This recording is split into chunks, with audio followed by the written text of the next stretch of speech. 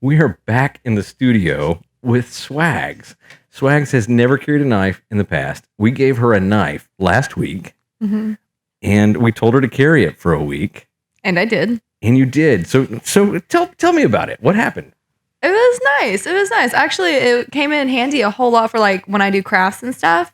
Yeah. So I like to do wood burning and things like that. And I'll stencil out, what my design is. But I found that if I use a knife to go right across it, which that's a really sharp knife because it just like glided right across the wood. It makes wood burning go really smoothly. So it actually perfected my my crafts. So was it, and did you use your carrying spot for this knife? Do you have it with you today? Did you bring that? You did. I did. So. And it's warm. Well, there you go. What was it? Was it different to know you had a knife on you? It was because at first I was like, well, dang, what am I going to use this for?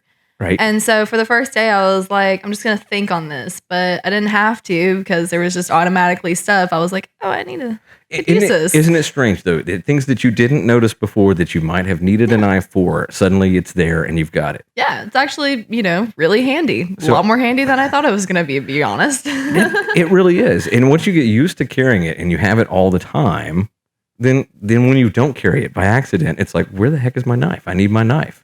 Is it kind of like, where's my glasses kind of thing? Is it like that feeling? It's a little bit like that. It's a little bit like that. I know that feeling. So I heard you had a cat incident. I did. So tell me about this, because this happened on day one. That you got the knife and this happened on day one, right? Yes. So I have a really cute kitten. Her name is Jinx. She's a little tortoiseshell cat. Well, Jinx looks great in pink. So we took my pink beads and we made a little choker necklace for her. And I don't know if I should share this on air because it sounds like a very bad cat owner, but she looked really cute. Right. And so that's why we did it. We didn't think anything of the fact that she likes to climb trees or anything, but she ended up wait. You're kidding. The cat hung itself by the beads. I wish I was kidding. And I mean, I guess, I could have used scissors, but with this actually already being in tucked safe away, it was so close. I was like, wow, this really is as convenient as a lighter leash. So how did this happen? What happened? Basically where I live out, you got in a whole bunch of trees, okay? And she loves trees. She loves climbing them, getting on top of the roof and yelling at you from the roof. Right. So when your cat yells, it doesn't meow? No, it doesn't yell. And it doesn't meow. It definitely yells at you. She 100% yells at you. Never heard anything like it.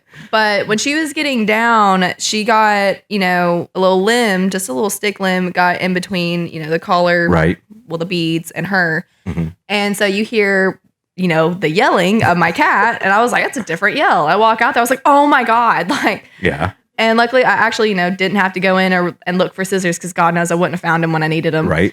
But I had my knife tucked away in my brassiere. And it worked. So you popped the knife and you saved the cat. I did. That is hard to believe. What was great actually is that I didn't, because it's so sharp, I actually didn't have to get into her neck or anything like that. Right. I didn't have to go in. Okay. Let me rephrase that. I didn't kill my cat. There were no kitty tracheotomies going on. There wasn't any of that. But I mean, I really just touched it and it broke right off. It wasn't like any sawing or anything like that. I touched it and it broke off. She was pulling them away from the limb as well too, right? Probably would have been a good idea. No, she was probably pulling away, so it probably pulled them out enough. That's what kind of concerned me when I was doing it. But my cat's dangling there, and we're just trying to get her out of the tree.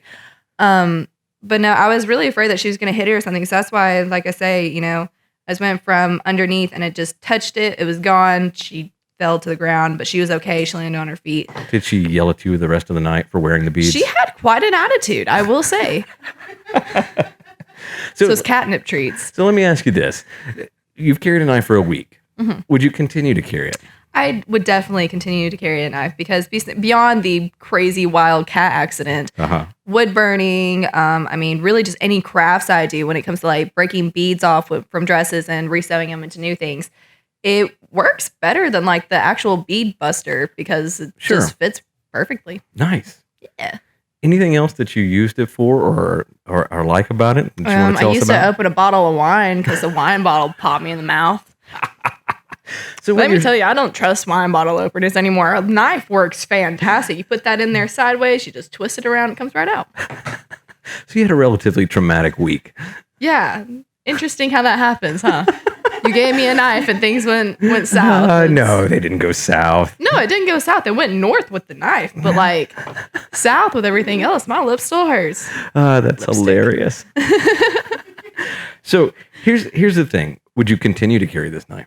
For sure. I really like this. And yeah. And how did it change how you feel about carrying a knife, just in general? I will say at the beginning, you know, I do have family members that carry knives, and whenever they get a new knife, they're like, "Oh man, look at this! Right? Look at that! Oh, look how sharp this is!" And now I understand why. So you got a bit of that. I was pretty excited. I was like, excitement. "Dude, look at this! Look how nice this clip is!" Yeah.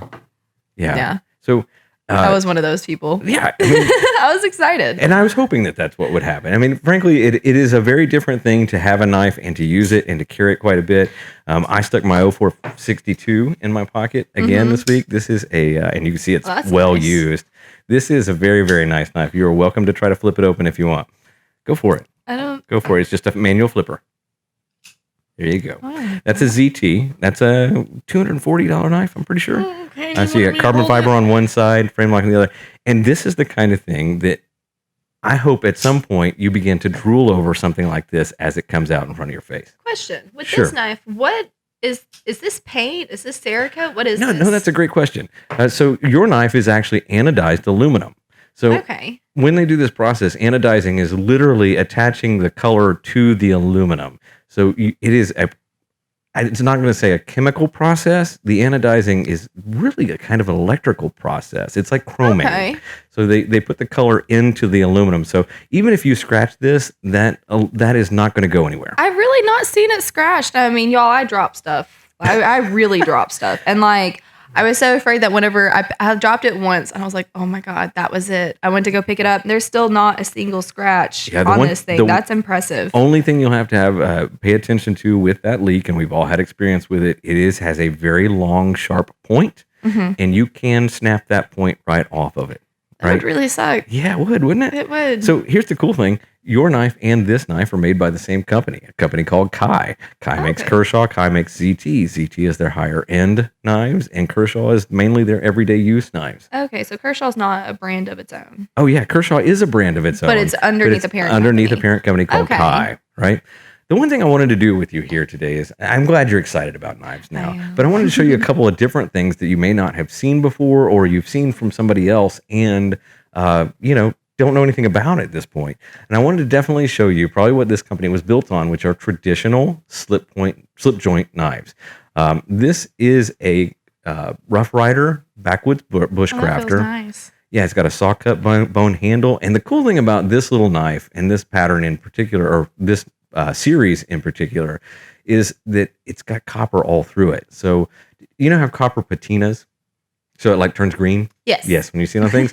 So the bolsters on this knife, all these are little bolsters. The shield on this knife, the pins, and these little liners inside, these are all made of copper. So the more you use this knife and the more you hold it in your hand, the more it's going to gain character. It's going to turn darker. It's going to patina. It might actually turn greenish with that coppery I like patina. how you say that, gain character. So like, you've been using it. Absolutely. You know this has been going through everything with you. Slip joints are traditionally carried by older generations. These modern folders probably happened in the last 40 years. And so more people right now, historically, have carried a slip joint like this. My grandfather had one of those. Now, yeah, that's what we all know of this. This one has 3 blades. They're great to carry in your pocket. And his was actually turning green too, so that's why. That's cool. Okay. Nice. This one, and I want to show you what a slip joint really is. A slip joint knife is 2 parts. You've got a back spring back here, and then you've got a blade right here. And this thing has half stops in it, but the spring holds it open, and the spring holds it closed. So literally, the joint is slipping against the back spring, and that's why it's called a slip joint. So what does having the half open, what does that do? So it's really it was really initially designed as a safety feature because your knife wants to close like that, right? Gotcha. So let's say I was just quickly closing this thing down and I had it all the way from here and I got it a little too far. My fingers were still in the way. Gotcha. So because it's so small and compacted, it's just for safety to It literally is. move and your fingers and probably keep your nails. Traditionally, higher end knives, more expensive knives had half stops in them for that safety feature because it takes a little bit more craftsmanship to put the half stop into that slip joint. Okay. So that's a traditional. We have tons of these in the store. Case makes a great traditional knife. Boker makes a great traditional knife. Buck makes a great traditional knife. And we have tons of these Rough Riders, which is an excellent brand as well. We also have a different kind of modern folder, and I've actually got in my hand right now the Buck Spitfire, and this is a brand new one we've got coming in. Mm-hmm. It's got a brown anodized handle. So just like yours, it has an anodized handle as well. But this one is brown. This is a brand new color for Buck. They had like chocolate. It does, doesn't it? It's got a very nice, rich, milk chocolate kind of thing. But it has a thumb hole.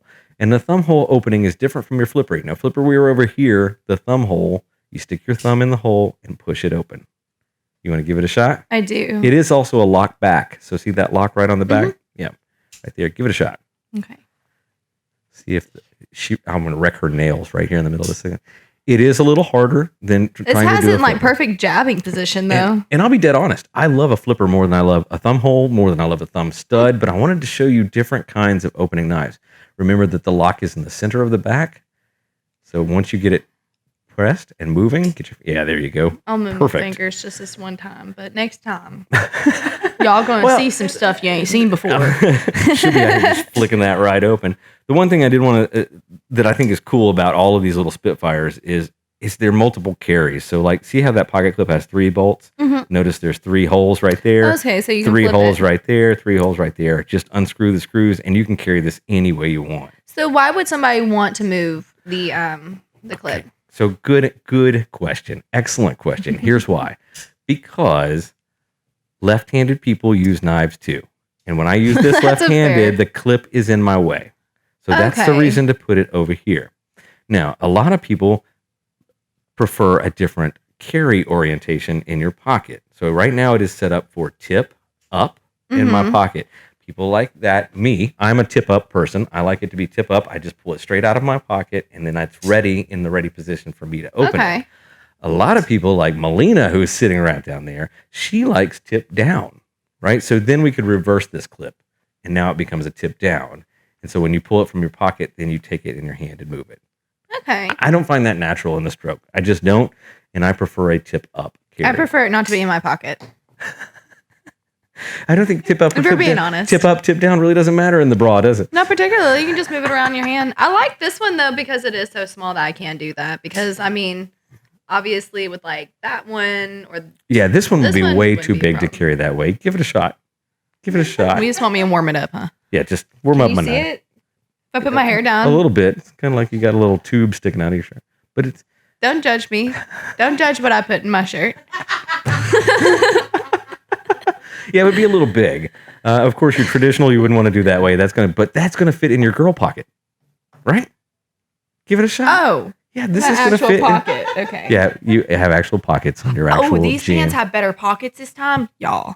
I was excited. She is now that. planning pants based on knife carry. That's good. But see, like and I can actually like sit with it too. Yeah, they ride deep in the pocket, which is good for a traditional knife. I brought one more for fun. It is just a manual flipper. This is an artisan knife. That is purple. I thought the purple was really cool, even though Martisan wants to call it pink.